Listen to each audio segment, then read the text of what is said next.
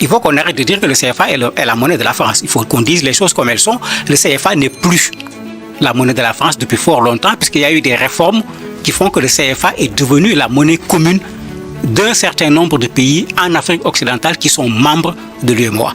Le Burkina donc prend la tête du Conseil des ministres de l'UEMOA après une grave crise consécutive au refus de certains membres de l'Union de voir cette charge confiée au Burkina Faso du capitaine Ibrahim Traoré.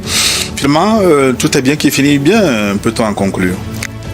Tout est bien et qui finit bien. Il faut même se poser la question, est-ce que c'était la peine de passer par une crise? L'UEMOA n'est pas la CEDEAO.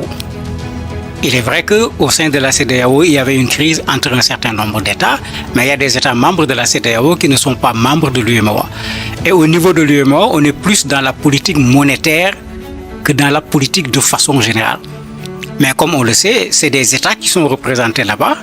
Ces États étaient en conflit au niveau de la CEDEAO et c'est ce conflit qu'on a transféré au niveau de l'UEMOA qui s'est traduit par le fait qu'on ait, j'allais dire, retardé la prise de fonction du ministre de l'économie du Burkina Faso, alors qu'au niveau de l'UEMOA, comme dans beaucoup d'organes communautaires, quand la présidence est une présidence tournante, bon, soit on définit l'ordre alphabétique, soit on désigne, etc. Ici, il se trouve qu'il y avait déjà un mode qui était connu à travers l'article 11, et à travers ce mode, c'était le tour tout simplement du Burkina Faso de diriger, d'avoir la présidence du Conseil des ministres. Donc il n'y avait pas de raison qu'une crise externe aux modalités de l'UEMOA vienne empêcher qu'il puisse obtenir ce poste-là. C'est pourquoi j'ai dit, mais ce n'était pas la peine de passer par cette crise-là pour en venir ici, parce que dans la réglementation de l'UEMOA, c'est le Burkina qui devait venir après la Côte d'Ivoire, même si c'est deux pays qui, effectivement, ne s'entendent pas du tout aujourd'hui sur le plan politique. D'où vient le dénouement? Le dénouement vient de la médiation qui a été faite. Le Sénégal qui a abrité cette rencontre, puisqu'il y a eu une rencontre au Togo où, à la limite, les choses se sont cassées. Le Sénégal qui devrait abriter la rencontre s'est appuyé sur d'autres pays pour éviter que ce qui s'est passé au Togo ne se répète. Et c'est comme si cette médiation a permis d'aplanir les angles au point que finalement, il y a eu la passation avec des discours que je dirais très amicaux de part et d'autre. Le sortant, l'Ivoirien, a tenu des discours que je trouve très corrects par rapport au Burkinabé qui prenait la relève. Le Burkinabé a fait la même chose par rapport au sortant. Donc c'est comme si on est en train de... C'est pourquoi j'ai dit, est-ce que c'était la peine? C'est comme si on est en train de retourner dans la règle. Ici, ce qu'on leur demande, c'est de faire en sorte que notre CFA actuel puisse être une monnaie forte qui porte le développement de nos pays, que les gens pensent à la réforme du CFA. C'est ça les attentes par rapport à l'UEMOA, pas un conflit politique à l'intérieur de l'organisation. Les uns et les autres sont revenus à de meilleurs sentiments. Peut-on dire pour autant que la crise est terminée au sein de l'institution économique monétaire ouest-africaine? J'espère que c'est terminé parce que quand c'est terminé, c'est ce qu'il faut pour tout le monde. Jusqu'à présent, le CFA est la monnaie du Burkina. Le Burkina n'est pas sorti du CFA. Donc une crise au niveau de l'UEMOA entraîne des doutes, des hésitations au niveau des partenaires. Tout le monde va payer les pots cassés. Parce que c'est une monnaie communautaire. Quand il y a des problèmes avec la monnaie, ce n'est pas tel pays qui va recevoir les conséquences et l'autre pays ne va pas recevoir les conséquences. C'est tous les pays qui vont être dans cette situation de difficulté quand on se retrouve dans une crise où les partenaires vont se poser des questions. Mais attendez, ces gens-là, ils veulent quoi? Alors qu'en matière d'argent, on veut voir clair, on veut voir loin pour mettre de l'argent dedans. Si vous faites douter les gens sur vous continuez, vous ne continuez pas, vous êtes en conflit entre vous, les gens vous regardent en attendant que la situation soit plus claire pour accepter de continuer un partenariat avec d'autres structures financières, partenariat dont l'UEMOA a fortement besoin. Donc l'UEMOA est là plutôt pour renforcer chacune des économies de nos pays, mais il ne faudrait pas qu'on transfère dans l'UEMOA nos combats sur le plan politique, qu'on regarde ce qui se passe ailleurs. Tout le monde voit la France par rapport à la Russie, l'Union européenne de façon générale par rapport à la Russie, on combat la Russie, mais sur le plan économique, les gens sont particulièrement réalistes pour ne pas confondre les deux terrains. Mais finalement, comment comprendre les réserves évoquées par certains membres de l'UEMOA, notamment la Côte d'Ivoire, qui ont refusé la passation de charges au Burkina quand le moment est arrivé? Jusqu'à présent, on n'a pas officiellement j'ai pas vu un document officiel. J'ai regardé, même quand la crise s'est produite au niveau du sud de l'UEMOA pour voir le compte rendu, etc. On n'a pas officiellement un élément qui permet de dire voilà la raison. J'ai pris la peine de regarder la presse au niveau de la Côte d'Ivoire, comment ils ont traité l'information. J'ai regardé la presse au niveau du Burkina, comment ils ont traité l'information. Tout le monde est dans l'apaisement. Les deux agences des pays, qui comme on le connaît, sont des structures d'État, Fraternité Matin au niveau de la Côte d'Ivoire, Sidoya au niveau du Burkina, tout le monde a traité l'information à la limite, comme s'il n'y avait pas de problème ou comme si ce n'était pas la peine qu'il y ait eu ce problème. Et je crois que cette démarche est plus constructive que la démarche qui va chercher à créer des problèmes à l'intérieur de la structure. Puisque l'article 11 est très clair, c'est le Burkina qui prend. Et puisque c'est une présidence tournante, sauf cas exceptionnel, on ne peut pas empêcher, ni légalement, ni légitimement, au Burkina de prendre la présidence.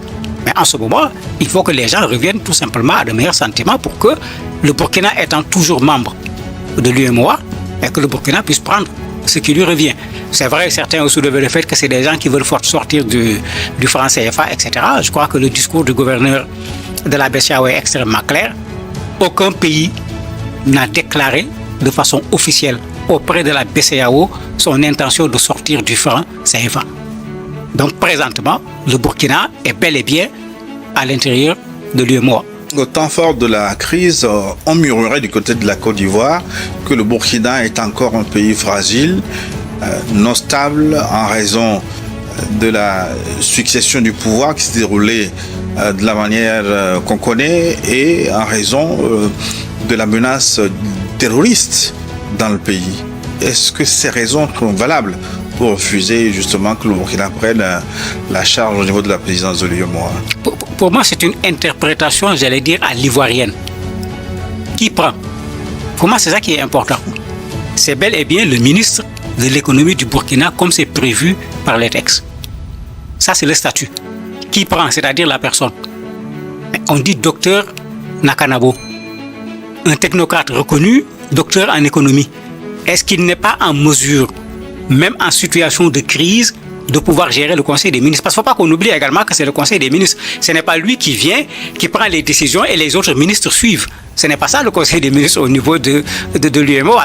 C'est un organe communautaire. Ce n'est pas un pays qui décide.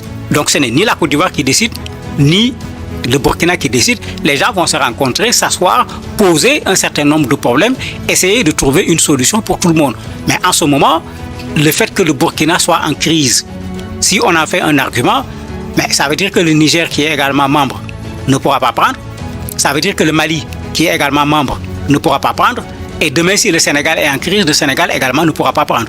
Mais les textes n'ont pas prévu une telle chose. Ce que les textes ont prévu, c'est une passation de pays à pays. Et bon, c'est vrai que le Burkina est en crise actuellement, mais tout ce qu'on souhaite, c'est que ce pays sorte de cette crise par rapport aux attaques terroristes en particulier. Pour moi, ce n'est pas un argument suffisant parce que aujourd'hui, au niveau du Burkina, c'est Ibrahim Traoré qui est le président de la République, mais ce docteur Nabo qui est le ministre de l'économie et des finances. Donc, les interlocuteurs de l'UEMOA, mais ils sont connus. On n'a pas besoin de les chercher. C'est vrai que ça pourrait gêner un peu parce que ça ressemble à une sorte de victoire politique, une sorte de reconnaissance du Burkina en tant que tel, mais pour moi, le Burkina n'a pas besoin de reconnaissance. Dans tous les pays du monde, quand quelqu'un est au pouvoir, la règle, c'est de prendre acte. Surtout 3 ans après. Parce qu'il ne vous revient pas de décider. Ce qu'on peut faire, c'est de prendre acte. De la même manière, au niveau des pays de l'AES, on enterre tout le temps la CEDEAO et autres. La CEDEAO est là, il faut prendre acte. Si chacun le fait, on va avancer sur ce sur quoi on s'entend, sur ce sur quoi on ne s'entend pas, que les gens s'asseyent pour trouver une solution. Ça ne fait l'affaire de personne, cette guerre qui dure et qui n'a apporté absolument rien, ni aux uns, ni aux autres. Et surtout, ce sont les populations qui souffrent. Quand ces crises se traduisent par des actes comme les fermetures de frontières, etc., c'est les pauvres populations qui se retrouvent dans les difficultés parce qu'ils sont au sommet de l'État. D'autres ont également tenté d'expliquer que l'UEMOA ayant un cordon ombilical avec la France, or la France étant en froid avec le Burkina Faso, une présidence assumée par Dr Nakanabo ne pouvait pas présager d'un climat serein pour pouvoir gérer sereinement la monnaie au sein de de la communauté. Est-ce que c'est un argument qui tient debout également? Pour moi, l'argument ne tient pas debout, puisque le Mali est toujours dans le CFA, et le Mali est en crise avec la France. Le Niger est toujours dans le CFA, le Niger est en crise avec la France, ce n'est pas le Burkina seulement.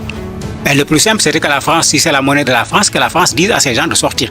Il faut qu'on arrête de dire que le CFA est la monnaie de la France. Il faut qu'on dise les choses comme elles sont.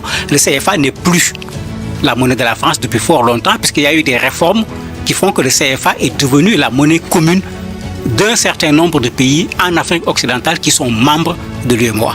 Parce qu'aussi dans les propos, il ne faut pas qu'on confonde les éléments. Le CFA, la monnaie, ce n'est pas de l'idéologie. C'est en fait un outil. Ce n'est pas une idéologie, c'est un outil monétaire. Quand on parle d'outil monétaire, mais qu'on s'entende ou qu'on ne s'entende pas, ce n'est pas important. Si je reviens sur l'Union européenne, vous avez un membre de l'Union européenne qui est extrêmement proche de la Russie, qui a dirigé l'Union européenne à un certain moment, puisque la présidence était une présidence tournante. Et quand il a pris la présidence, la première chose qu'il a fait, c'est d'aller rendre visite à Poutine, qui était sous sanction par rapport à l'Union européenne. Mais il n'est pas sorti de l'Union européenne pour autant. Il n'est pas sorti de l'euro pour autant. C'est ça que j'appelle du réalisme sur le plan politique. Parce que nous avons des divergences au niveau de l'UEMOA sur le plan politique. Mais est-ce que ces divergences touchent la question économique? Est-ce que ça touche la question de la monnaie? Mais en ce moment, qu'on s'assied autour d'une table pour régler cela. Mais qu'on ne prenne pas les divergences politiques pour dire parce que nous ne nous entendons pas sur le plan politique, nous ne pouvons plus partager une monnaie dont le partage est une réalité. Tous ces pays sont encore membres, encore une fois, de l'UEMOA. Personne n'est sorti du CFA, personne n'est sorti de l'UEMOA, personne n'a déposé en disant je vais sortir. Donc il n'y a pas de raison qu'on s'en prenne à l'un ou à l'autre. Et d'ailleurs, régulièrement, un des pays membres de l'UEMOA a parfois des relations heurtées avec la France. Je ne crois pas que ce soit une raison pour dire on ne peut pas être à la tête du Conseil des ministres.